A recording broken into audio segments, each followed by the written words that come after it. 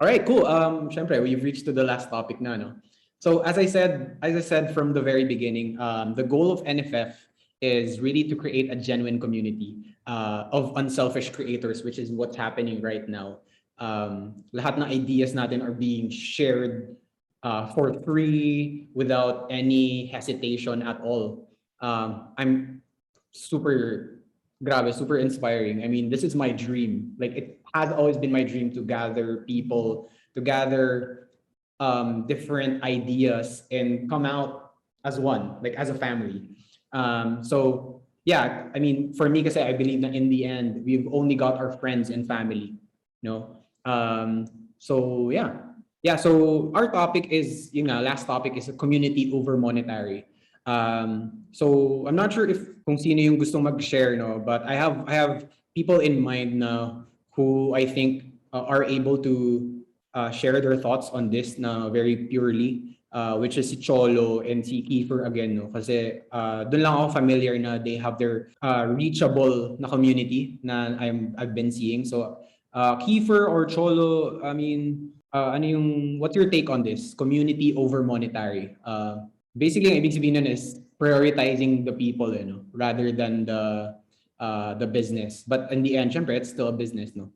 But there's a certain prioritization on people. Ako muna.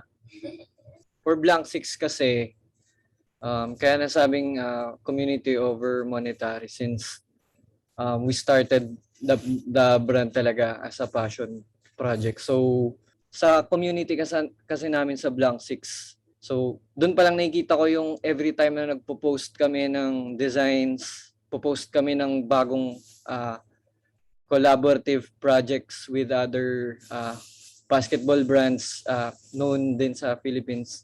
Nakikita namin talaga hindi yung Blank 6 is not for money.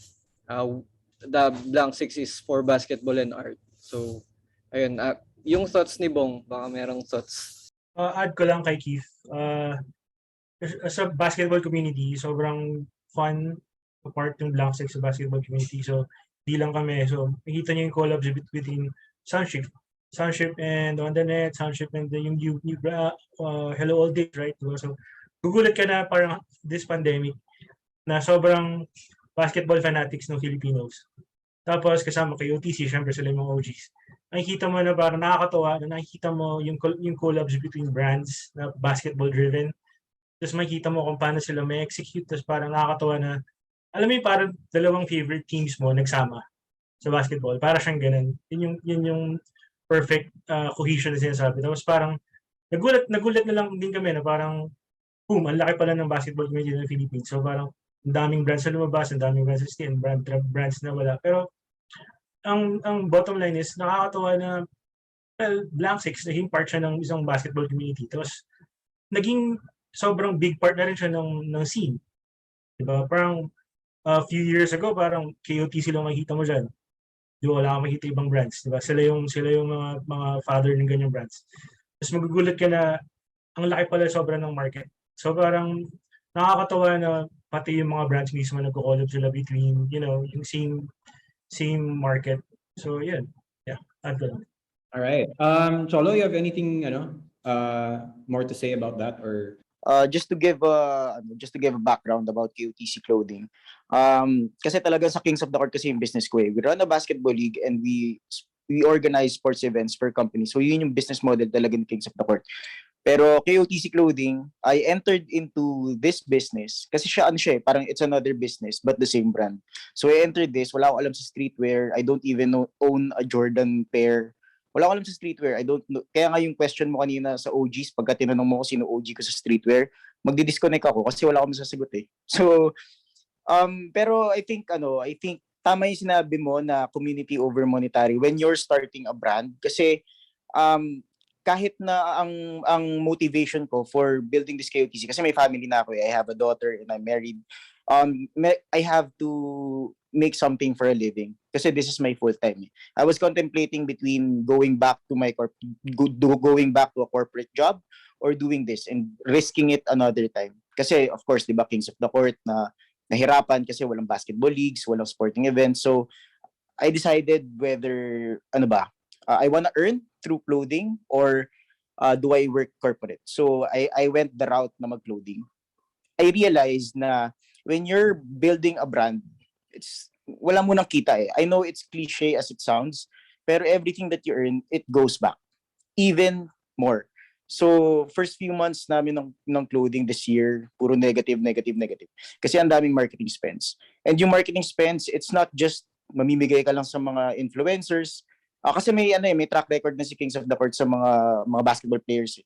So, madali magbigay ng mga t-shirt tapos pa-post mo sa mga basketball players. But it's a different when you create relationships with them. So what I mean is everything is not transactional. So whenever I talk to a player or whoever I reach out to, I create connections with, and I make sure na he knows my passion, he or she knows my passion, he or she knows my vision, and at the same time, I give him the right reason why I contacted him, and that creates relationship. So of course, business will come in, but that's after siguro in some cases a year or two. Pero when you're starting a brand, kailangan lahat should be going back to the business. If it's production, ako on my end marketing eh. So puro negative, utang para makapag-produce, makapag-marketing spend. So yun, case in point. So I reach out nga sa'yo, di ba, tapos I wanted you to wear the KOTC clothing piece, di ba? So you got to know me, I got to know you. So I'm here right now. Totoo yung philosophy ko na when you reach out to someone, you create relationships, and that creates community. Kasi community, when you're in this industry, so for example sa basketball league or sa basketball industry, when you're there, pag marami kang kakilala, it's good. Same dito sa streetwear, same dito sa creatives industry. Pag marami kang kakilala, it's good. And you don't have to prove yourself to anyone. Others will speak good of you if you have good relationships with them. So I think that was the investment that I did dito sa clothing. Yeah, of course, may monetary. Dami ko inutang eh. And yung time that I spent learning, researching, ang dami kong mga brands na inaral, and at the same time, reaching out to many people. Kaya if you can see, these past months, sobrang dami kong collabs with other brands kasi that was what I was doing. So, yun. That's community for me. Genius. Bro, knowledge. Wisdom being shared. Yan, si Cholo, OG talaga yan eh. OG sa community scene. So, yeah, you guys are gonna learn from Cholo, from Kiefer, lahat yung mga nagpa-prioritize ng community. Yan. All right, so yeah, that's basically all the whole conversation. No? So I want to open the floor to our invited audience. Some of them left now, but I really appreciate you guys for staying until hanggang right now. So I want to open the floor to you guys kasi we're gonna have like a little Q&A type portion with our creators. And maybe questions for me na rin if you have questions for me. All right, sige, who's gonna be the first one to ask a question? Can start because I was see stuff. Joke. No, because I really curious because everyone's talking about collaboration and just like a one round through with everyone. Can you share like your favorite collaboration, like brand or anything? Just your favorite collaboration in general. Oh, that's a great question. I mean, who goes first? What's that question for? Who's that question for, pala?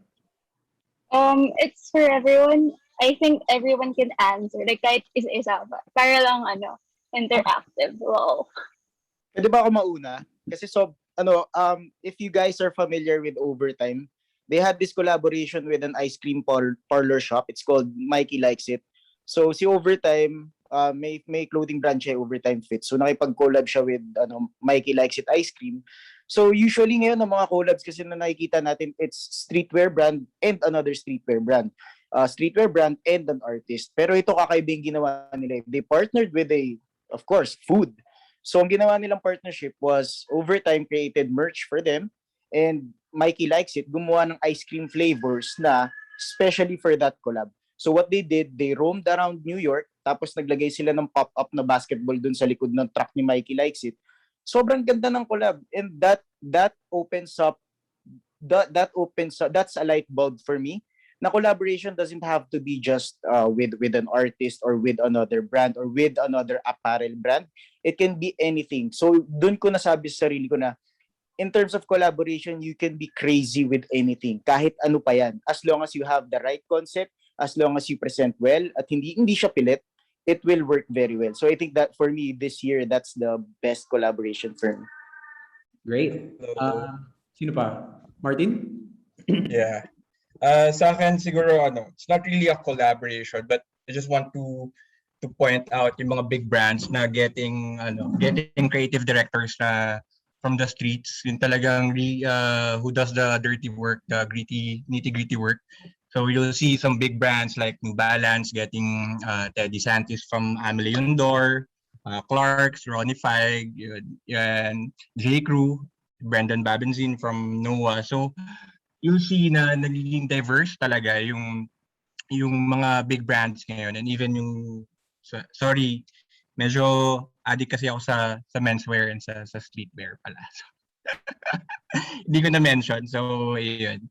So I'd like to to mention that part na it's not yung the avenue for most of us here na talagang malaki, lalo na yung mga creatives dito, na it's not just if you're doing clothing, it doesn't stop there. So talagang super daming avenue na pwede mong puntahan. Just like what happened to those people na mention ko, na lahat naman yun nag-start as small people. So but now having the big brands and leading those brands na rin. So yeah.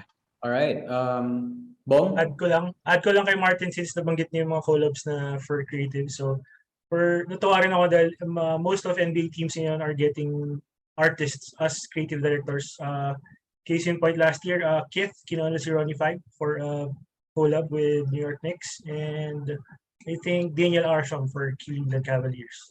Tapos creative, I think may collab din with Jersey with Eric Hayes, street artist for Brooklyn Nets. Yeah. Kyle?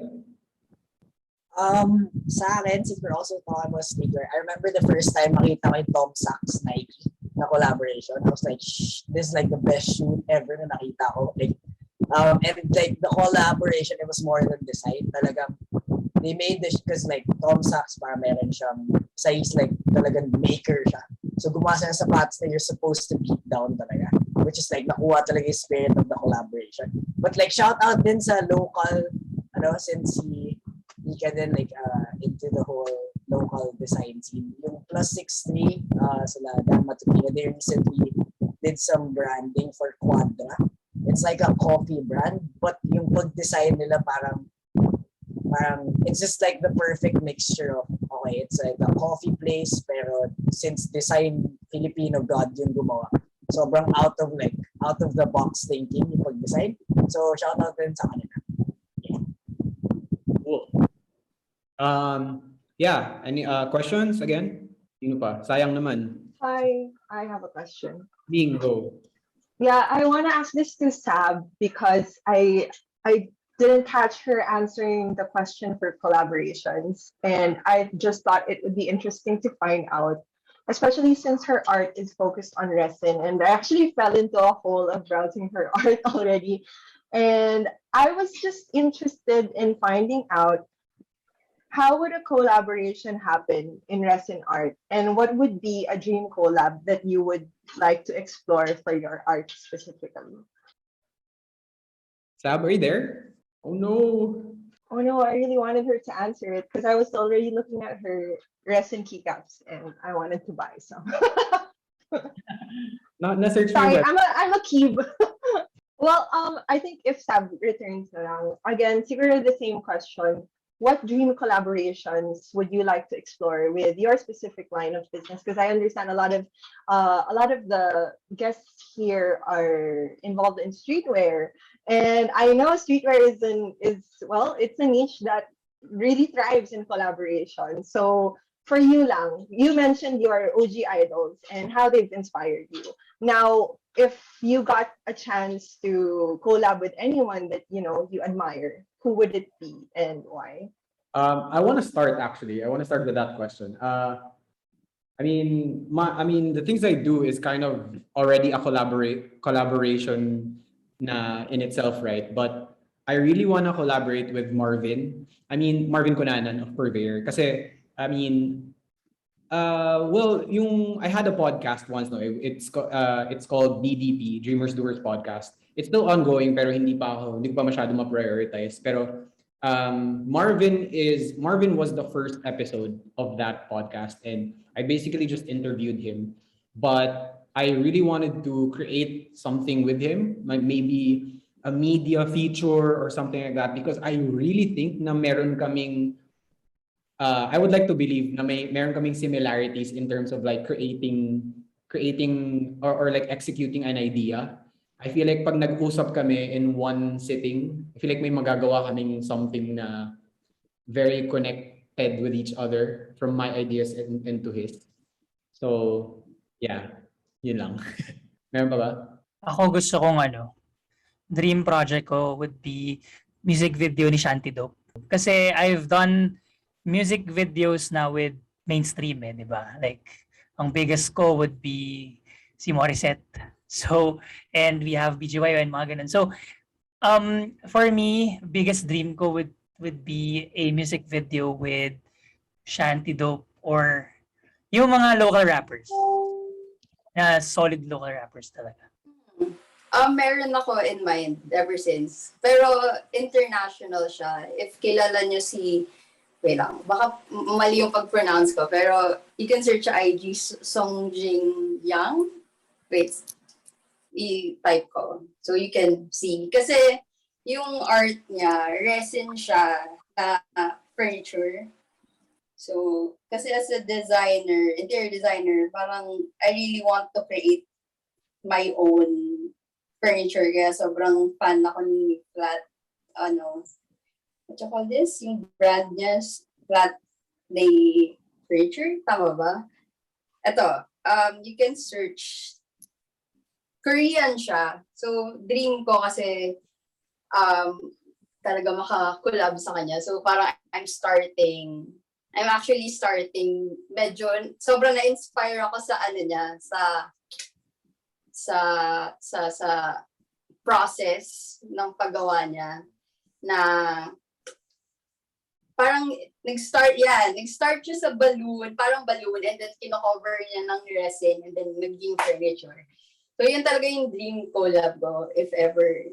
I mean, feeling ko imposible, pero kaya I'm starting to create siguro sa mga maliliit na bagay na I am siguro creating like mga decors muna. Since yung isa sa mga OG ko is yung professor ko, she owns yung Junk Nut. Parang nag-recycle siya, and then Image. siya ng furniture out of mga recycled materials. So, ayun, parang kaya gustong-gusto ko to create something na same with that. Pero yun talaga, yung dream kong collab talaga is yung kay Songjin Yang. Gusto ko mag-create ng furniture talaga. Kaso wala akong budget pa. So, simula muna ako sa little things hanggang sa mag-grow. Alright, cool. Yeah, I mean, again, like I really appreciate the time. This is really surreal for me because I mean, it has been really my dream to create a platform talaga. And supposed to be like before nung pandemic, dapat maglo-launch na akong event, which is parang rooftop ng building na we own, I mean yung family, sa rooftop sana, and ganun din yung platform pero physical, but then nagkaroon ng COVID. So I kind of was forced to create a digital idea about it, and then here we are now. I bought a subscription for the Zoom, and then now we can create a digital event. So yeah, I mean, really thank you for all the invited guests. Umalis na yung iba, no, kasi may problem sila sa internet, as well as yung syempre, we all have like our own priorities and like errands. But I'm really glad na andito kayo and umabot tayo sa up until 7 p.m. You know, so really, really, really, really, I appreciate it and thank you for the time, guys.